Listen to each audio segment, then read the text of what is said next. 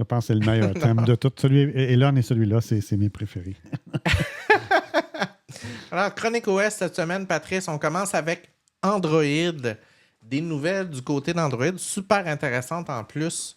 On apprend via Forbes comment utiliser le mode verrouillage pour sécuriser votre smartphone Android, Patrice. Il existe un mode. Donc, sur les pixels, c'est super simple, là. Tu tiens le bouton Power enfoncé le bouton redémarrage dans l'écran, parce qu'à cette heure, les redémarrages, autant sur iOS qu'Android, il faut dérouler le petit menu, aller chercher l'icône de redémarrage. Ben, cette icône-là, tu le tiens enfoncé, il va te proposer le mode verrouillage sécurisé. Et ce mode-là, Patrice, désactive toute biométrie sur l'appareil. OK. Ça, c'est utile parce que là, si tu te fais kidnapper, enlever par whatever, ou qu'il arrive quelque chose, tu es victime de violence, on peut pas utiliser ta main, ton œil ou whatever pour essayer d'ouvrir ton téléphone parce que là, tu viens de désactiver la biométrie. Ça désactive aussi un paquet de choses dans le téléphone que tu peux plus utiliser, là. Fait qu'il y a des applications qui sont plus utilisables. Ça verrouille plusieurs couches du téléphone. Tu peux pas ajouter d'applications. Vraiment très cool. Je vous invite à aller suivre le code QR pour la façon de l'activer sur un téléphone Samsung. Et ce n'est pas persistant comme mode. Ça veut dire que c'est un mode qu'on active et qui reste là jusqu'au prochain redémarrage. OK. Donc, dès que tu vas redémarrer le téléphone, évidemment, il va te demander ton code pour ouvrir le téléphone. Et à la seconde où tu déverrouilles ton téléphone après le redémarrage, le mode de verrouillage d'urgence sécuritaire est désactivé. Donc ça, super intéressant. Prochaine nouvelle, on apprend ça via Frandroid. Sur Android, Google analyse vos appels en temps réel pour détecter les arnaques. Ah oui. Patrice. Google, dans sa prochaine itération, va permettre d'enregistrer live ce qui se dit dans la conversation et de t'avertir vers un pop-up en disant il y a des chances que tu es en train de te faire scammer. Je trouve l'idée super intéressante. En même temps, ça pose un enjeu de sécurité parce que là, ça implique que toutes tes conversations sont littéralement filtrées. Ben oui, ben oui. Ouais, voice to text, text to voice, puis c'est transféré pour vérifier. Là, Google dit c'est géré sur la puce directement dans le téléphone, on ne garde aucune donnée. Tu sais, on a appris, tu te rappelles avec notre cher monsieur, là, attends une minute, comment il s'appelle, celui qui est rendu en Russie, là, qui avait révélé que Facebook, Google était responsable au niveau de la CIA. Ouais, c'est pas Desange, c'est... en tout cas, son nom m'échappe, là, mais qui est rendu en Russie. Il nous avait révélé qu'il y avait un programme secret caché dans lequel les Américains avaient mis des portes dérobées directement dans les serveurs de Facebook, Google, pour être capable d'épier les gens. Ouais. Ben, quand ce genre d'idée-là sort, ça peut être une bonne idée, mais en même temps... Oui, il faudra voir comment elle est mise en place, là. Ouais. Autre chose, Google a implanté ce qu'on appelle un algorithme d'intelligence. Snowden, merci. Oui, merci, VAD, oui. Edward Snowden, c'est direct ça que je cherchais. Donc, un algorithme qui va analyser en temps réel, lorsque tu ajoutes des nouvelles applications, va valider si les permissions que tu accordes sont suspectes. Donc, parfois, on va installer une application, Patrice, sur Android. Je te donne un exemple, une application pour faire du dessin incolorié, puis l'application te demande l'accès à tes contacts. Oh. Ou l'accès à ton micro. Ben, le système va détecter, écoute, c'est suspect, peut-être que l'application est en train d'accéder à des permissions qui, pour ce type d'application-là, ne sont pas recommandables ou recommandées. On te recommande de la désinstaller ou de l'enlever. Donc, c'est une autre belle couche de sécurité sous Android qui arrive. On a quelque chose de semblable qui est en train de se préparer aussi du côté d'Apple. Ne vous inquiétez pas. Alors, prochaine nouvelle du côté de Linux. On n'en a pas souvent, mais là, on en a une. Patrice, c'est pas une bonne nouvelle. BootKitty est le premier bootkit qui a été découvert pour Linux. Alors, c'est terminé l'univers du « je suis sous Linux et je suis à l'épreuve de tout ». Ce n'est plus vrai. il y a une gang de hackers qui a développé un bootkit. Là. Pour ceux qui ne savent pas, un bootkit, c'est un logiciel, un virus, un système qui vient s'installer sur le chargeur d'amorçage de votre système d'exploitation, donc avant que le système d'exploitation soit chargé. Et ce bootkit-là est spécialisé dans le système d'amorçage Grub de Linux et il fonctionne en UEFI, donc très à jour, vient mimer les contournements de sécurité, de protection du noyau, ces choses-là, puis il exécute en plusieurs étapes pour venir s'insérer ensuite de manière tout à fait subtile dans votre système. Il peut installer un paquet de modules après ça pour prendre le contrôle de vos choses. Donc, c'est très, très, très, très dangereux. Et c'est les chercheurs de E7 qui nous apprennent ça. Puis c'est par le journal Corben. Donc, allez, si vous voulez en savoir plus, que vous êtes sous Linux, allez cliquer sur le petit lien. Super intéressant. On passe sous Windows, Patrice. Les nouvelles de Windows. Windows a eu une excellente idée, évidemment. Depuis quelques années, ils en font des bonnes, ils en font pas tout le temps des mauvaises. Et là, ils ont décidé de se rapprocher de plus en plus du monde, on le sait, on ne se le cachera pas, du monde mobile. Et dans les menus démarrer, ils avaient introduit, tranquillement, sans qu'on s'en rende compte, certaines comment on appelle ça? Moi, j'appelle ça des cartes ou des fiches.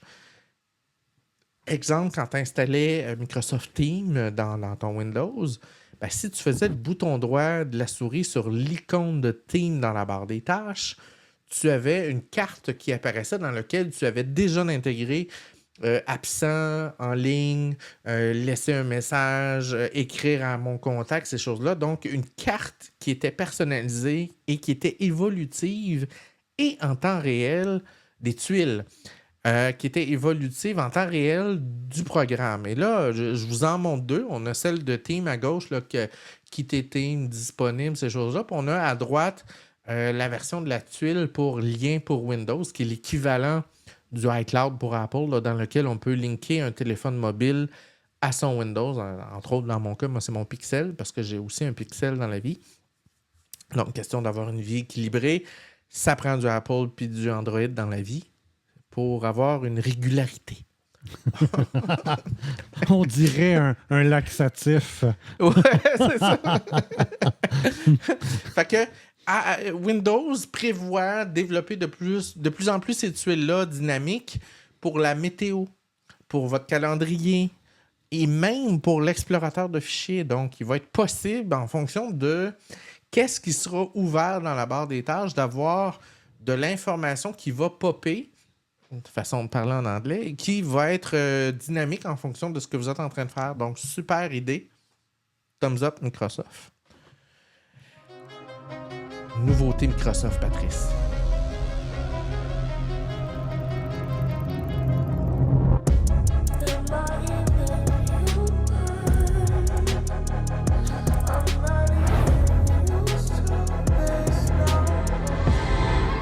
Une boîte 365, c'est ça?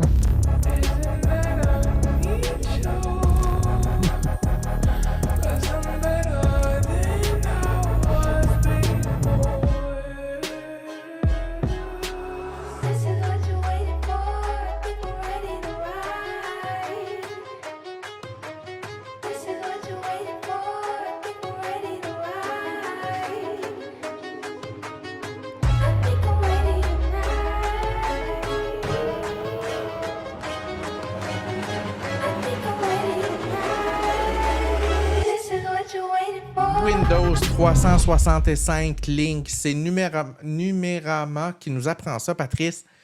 Un ordinateur sans ordi. Qui est tout dans l'info numérique. Exact. Et je l'avais prédit, je discutais avec des collègues de travail il y a 2-3 ans, et je disais, un jour, il n'y aura plus d'intérêt d'avoir un ordinateur, on va avoir qu'un foutu navigateur. C'est tout. Et c'est un peu ça. Donc, c'est même pas... C'est le minimum requis pour être capable d'ouvrir une session Internet. OK? Ouais. Donc, cet appareil-là ne fonctionne plus du tout en dehors du... Si tu n'as pas d'Internet, ça ne sert à rien. Mais il se veut il veut s'insérer un peu dans les compétiteurs, un peu comme les Mac Mini, pas cher, tout le monde peut se l'acheter. Donc, il veut compétitionner aussi pour les entreprises, parce que ceux qui ont des VPN, Patrice, tu peux pas pirater, il n'y a rien là-dedans. Non, c'est ça. La session n'est pas là, là. Tu rouvres une session, c'est sur Internet, ça s'en va sur un serveur qui émule ton Windows 11 à distance. Donc, ça pourrait être effectivement très, très intéressant comme façon d'évoluer. Ça peut ouvrir un nouvel avantage au futur, parce que là, on a toujours été avancé avec ça vous prend du gear, ça vous prend des équipements, puis là, on est en train de changer drastiquement. On avait déjà vu ça venir avec les cloud gaming. Oui. Ceux qui jouaient Microsoft avec son cloud gaming, PlayStation, tout ça, ont commencé à s'en aller dans cette direction-là. C'était assez naturel qu'on s'en aille tranquillement, pas vite, vers les PC. Donc, c'est ce que je te parlais tantôt, comme ce qui peut venir remplir la clé, le USB stick PC. Oui. Mais c'est sûr que d'un point de vue entreprise, c'est super intéressant parce que tu as moins de licences à gérer. C'est pas tout le monde qui a 10 minutes. Merci, bonsoir. C'est ça, c'est pas tout le monde qui a besoin d'avoir la puissance d'un ordinateur. Puis comme disait, c'est Steve Jobs qui disait ça il y a longtemps, tu sais. Il dit la majorité des gens ont besoin des petites voitures, ont besoin des vélos, ils n'ont pas besoin d'un gros camion. Oui, il y en a qui ont besoin des gros camions, puis ceux qui en ont besoin, ils vont en avoir un, mais c'est pas vers ça qu'on s'en va dans l'informatique, là. Mm-hmm. Fait que ça, c'était une nouvelle de Microsoft. Prochaine nouvelle de Windows, Patrice, elle va peut-être te surprendre. Windows 95, pour l'installer, tu avais besoin de 3 sortes de Windows, Patrice. OK? Tu avais 3 installateurs différents. On apprend ça. Un ingénieur qui nous apprend ça cette semaine, qui travaillait à l'époque chez Microsoft, que pour l'installation débutait par un MS-DOS. Oui, ça c'est... qui chargeait une version Windows 3.1. Pour aller vers 95. Pour aller chercher une version Excel dépouillée qui nous permettait de faire des choix. OK? Disque dur, nanana. Et après ça, ça loadait en la version Windows 95 dans laquelle on pouvait faire les choix suivants, pays, tout ça. Mais on passait littéralement par 3 installateurs différents. Et semble-t-il que c'était la seule façon qu'ils arrivaient à faire ça. Ils ne pouvaient pas passer autrement parce que tu ne pouvais pas loader Windows 95 au départ. C'était impossible. Non, tu t'en sortais pas, c'est ça. Puis moi, je me souviens, dans ces années-là, 95, c'était gros là, parce qu'on passait vraiment d'un 3.1 où on se disait hey, on a hâte de passer à d'autres choses. Et c'était vraiment un soulagement jusqu'à un certain point d'aller vers 95. Là. Ouais, il n'a pas été là longtemps, mais ça a été une belle évolution. Après ça, on a eu 98 qui a été là une éternité. Alors, c'était tout pour les nouvelles de Windows. On passe sous Apple maintenant. Alors, Apple et iOS. Les Mac M4, Patrice, ont un problème sans doute irréversible. Ils ne peuvent pas émuler donc des virtuelles machines, des machines virtuelles sous Sierra 13.4 de mémoire. Donc là, ça crée des problèmes parce que dans le domaine du Mac, il y a énormément de gens qui installaient des VM pour toutes sortes de raisons, pour du développement, pour mettre à l'épreuve, pour tester des choses. Et le fait de ne pas être capable, puis là, c'est une impossibilité là, au niveau noyau. Là. Tu ne peux pas charger le noyau principal. Dès que tu viens pour le charger, ça plante au niveau graphique. Semble-t-il qu'Apple pourrait faire des modifications dans les fichiers IPSW, c'est-à-dire les fichiers ISO dans lesquels on télécharge le système, là, le fichier de récupération, pour ceux qui se connaissent un peu, là, pourrait aller modifier ce type de fichier-là pour le faire correspondre aux puces M4. Et c'est exclusif aux puces M4, mais c'est peu probable, selon les spécialistes, qu'Apple va s'engager sous cette voie en disant on va régler ça, puis excusez-nous. Alors, pour ceux qui, dans le domaine de l'entreprise, qui se disent « Hey, c'est pas cher les M4, c'est vraiment ça coche, tout le monde en parle que du bien. » Si vous avez besoin de travailler avec des VM, c'est peut-être pas la meilleure des idées pour le moment. Non, effectivement. Puis il y a probablement encore des logiciels qui roulent sur la version macOS 13, donc c'est pas évident de dire on s'en va tout de suite vers le M4 avec du 15, là, du Sequoia. Ouais. Prochaine nouvelle d'Apple, on apprend que Apple a commencé à dépouiller ce qui devrait être son prochain appareil qui va lancer sur le marché sous peu. Probablement, on nous annonce ça pour 2025. C'est une espèce d'iPad mural. Vous savez, Amazon a ses Echo qu'on accroche au mur et dans lequel on peut typiquement laisser des notes, consulter notre calendrier, regarder des vidéos, c'est-à-dire que on peut accéder à Netflix, Amazon Prime, on peut aussi voir des recettes, enregistrer des vidéos, nous, salut maman, salut papa, ces choses-là, et accéder à nos caméras extérieures. On est dans la même logique. Apple serait en train de travailler quelque chose du genre qui probablement va impliquer une caméra.